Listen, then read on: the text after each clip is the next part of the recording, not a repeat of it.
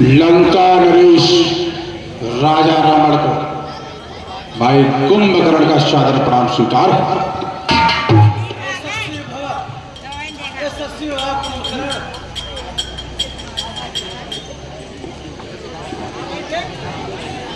भाई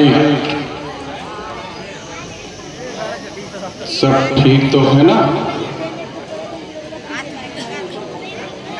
कुछ ठीक नहीं है कुंभकर्ण।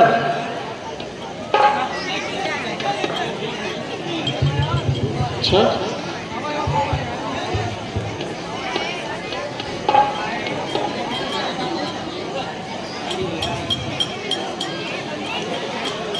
सुनो, क्या होश हवास परेशा है और क्यों मुरझाया सारा तन है, मुंह तर रहा है होठ शुष्क क्यों भाई यह क्या ख्याल है?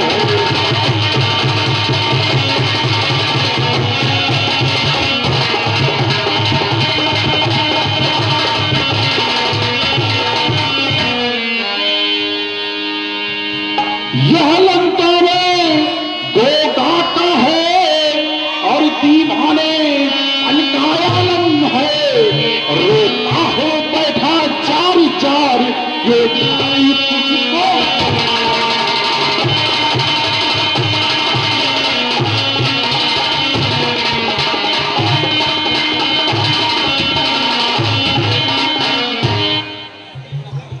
बदला भाई, क्या बात है?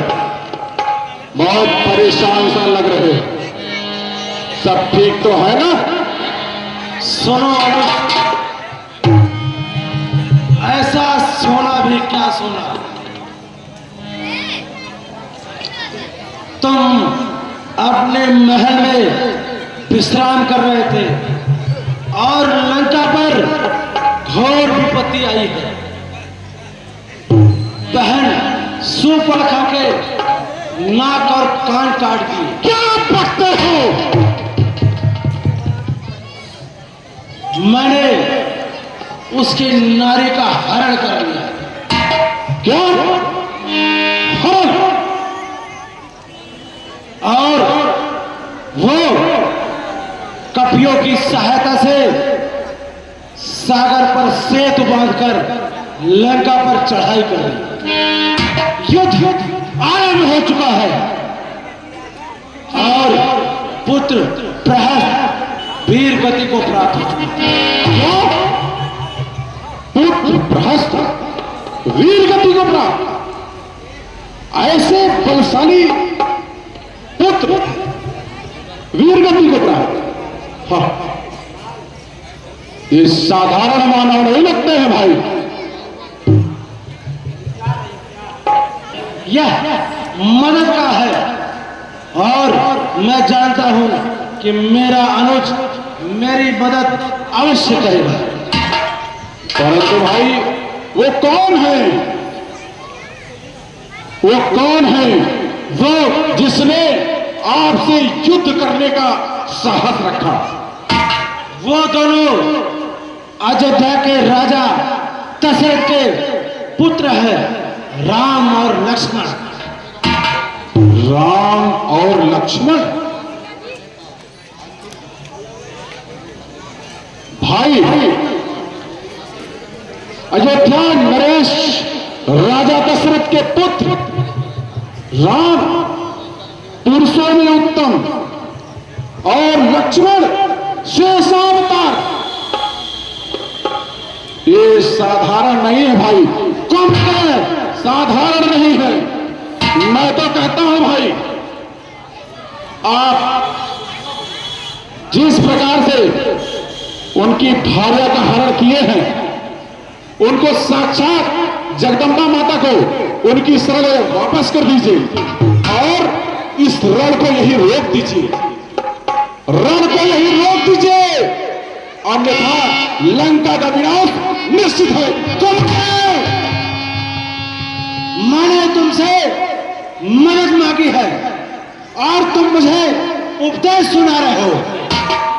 भाई मैं तो आपको समझा रहा हूं, मान जा भाई, मान जा। क्योंकि जिस नारी का आपने हरण किया वो साक्षात देवी मां जगदंबा है। ये तुम्हारा व्यर्थ का प्रलाप है कुंभकर्ण। वो बन बन भटकने वाले सामान्य तुच्छ प्राणी है। सुनिए,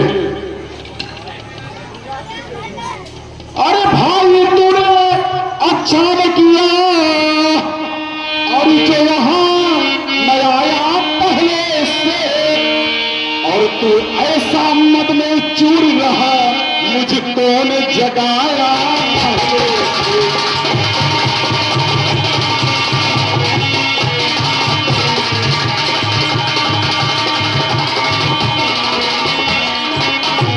और तू ऐसे मद में चूर रहा जो यहां न आया।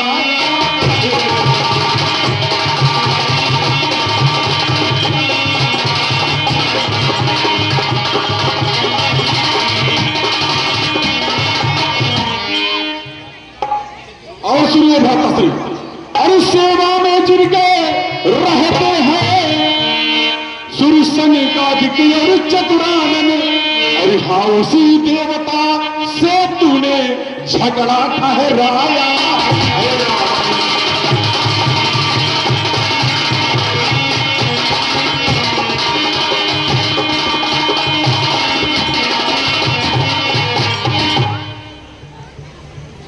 भाई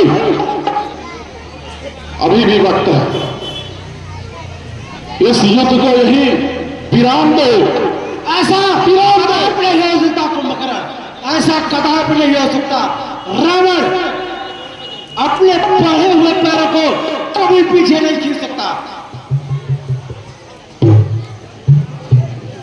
समझ गया। और सुनो कुंभकर्ण, अगर तुम्हें किसी बात का भय है तो तुम अपने महल में जाओ, विश्राम करो। नहीं, लंका पति राजा रावण का भाई कुंभकर्ण हूं मैं। अपने भाई के आन बान शान के लिए अपने प्राणों का परित्याग कर देगा ये कुंभकर्ण। यही मुझे तुमसे यही आशा थी कुंभकर्ण। मैं जानता था तुम इतने बड़े बलवान हो।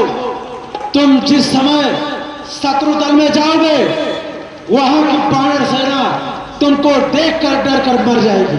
अवश्य। सुनिए भाई, अरे अब जी भर के मिल ले भाई, सुन रहे ना? अब जी भर के मिल ले भाई, और मैं यहां न जीता आऊंगा। क्या कह रहे हो? सही कह रहा हूं भाई।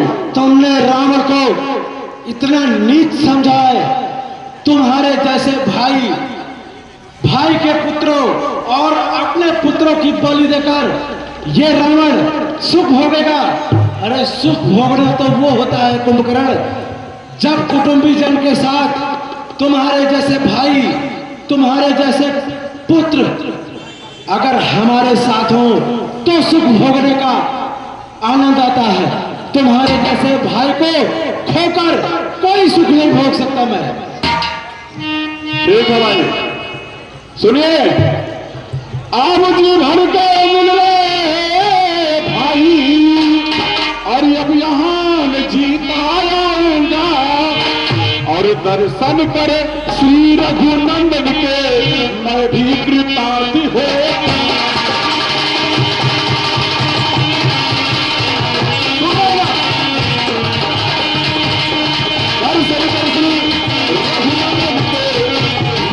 कृतार्थ हो जाऊं।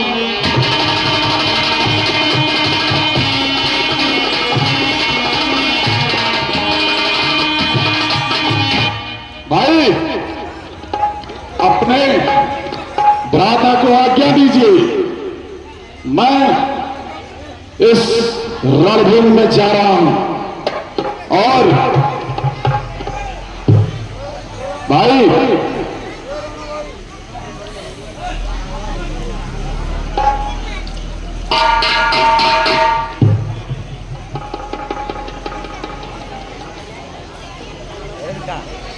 कुंभकर्ण, कहिए। एक बात सदैव स्मरण रखो, कोई भी वीर पुरुष युद्ध मरकर नहीं मारकर जीतता है।